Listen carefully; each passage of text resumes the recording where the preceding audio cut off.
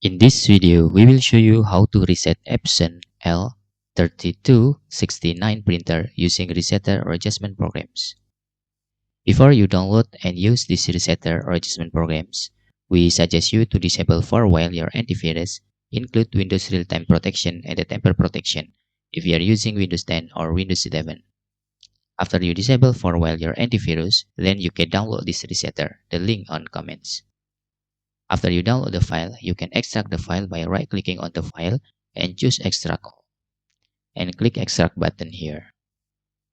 Then open the resettle folder and run the adjustment programs. For the first time you open, you need a password that you can see on the password.txt file here.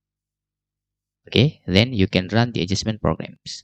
In here, you can click Select button and choose L3269 printer and click OK.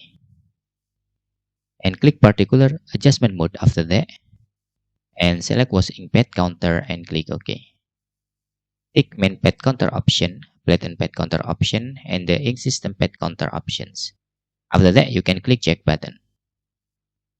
Then you can click initialize button.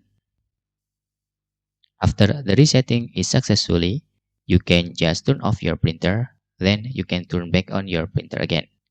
In here, you can close the resetter programs. But if you encounter an error, you can just try to moving your USB printer into another available port on your computers. After that, you can try to repeat the resetting process. And that's all tutorial how to reset Epson L3269 printer using resetter or adjustment programs.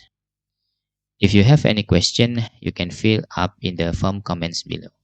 Thanks for watching.